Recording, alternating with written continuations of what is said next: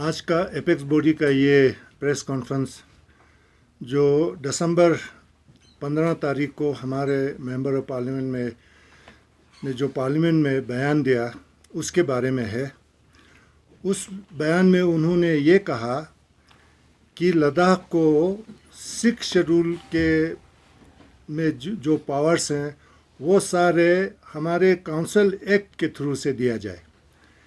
ये बिल्कुल हम समझते हैं कि उनका ये समझते हैं बीजेपी पार्टी हाई कमांड के इशारे पर उन्होंने ये बात कही है, क्योंकि उनके स्टेटमेंट देने के 2 दिन बाद उनके पार्टी हाई कमांड की तरफ से उनके हमारे एमपी के स्टेटमेंट को एंडोर्स करके उन्होंने उसको सपोर्ट किया था।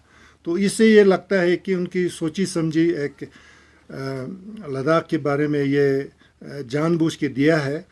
और ये जो है हम जो डिमांड कर रहे हैं उससे बिल्कुल परे हट के है।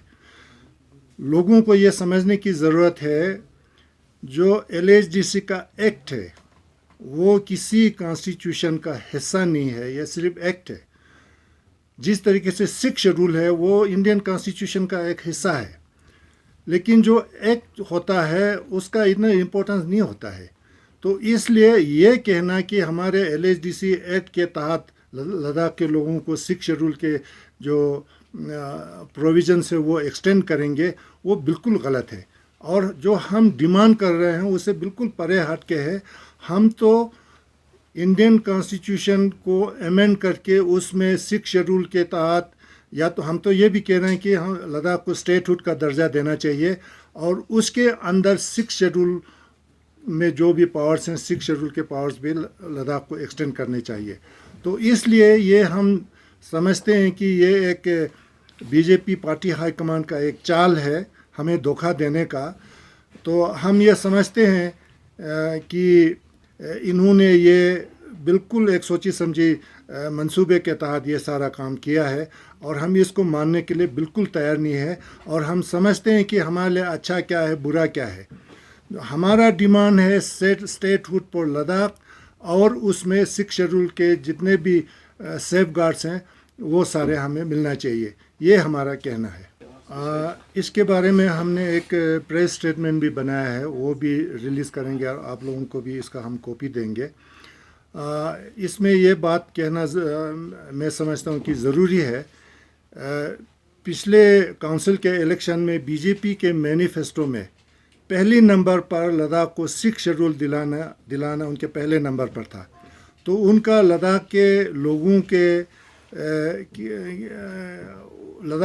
के लिए उनका बिल्कुल ये फ़र्ज़ बनता है कि 6 शेड्यूल लद्दाख को दिलाए, क्योंकि ये इनके मैनिफेस्टो में था। ये सर, जैसा कि आप बता रहे हैं कि ये बीजेपी हाई कमांड की एक चाल हो सकती है और आप लोगों की जो डिमांड्स हैं आप अभी भी उन्हीं पर खड़े हैं जी। तो बीजेपी हाई कमांड की जो चाल आप समझ रहे हैं, एपेक्स और केडीए का मिलकर अगला कदम क्या होने वाला है इस बात को गलत साबित करने के लिए?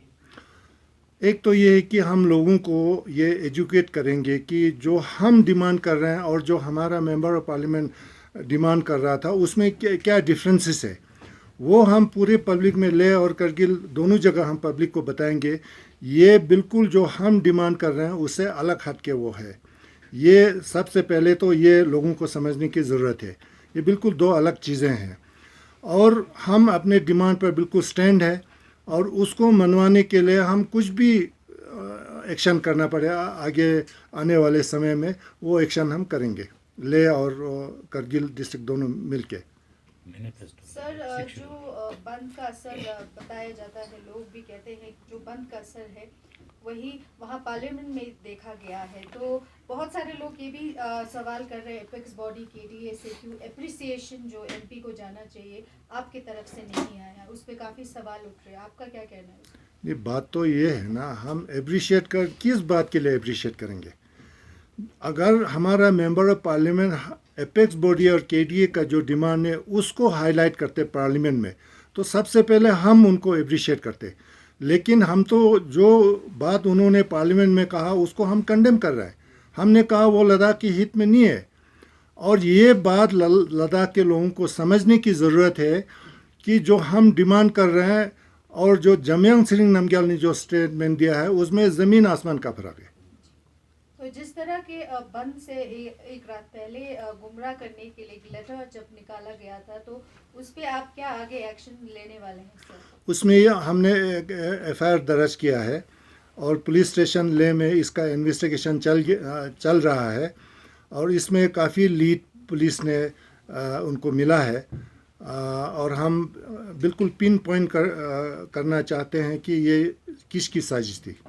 जी, आगे कोर्स ऑफ एक्शन क्या रहेगा केडी और एपेक्स बॉडी का सर?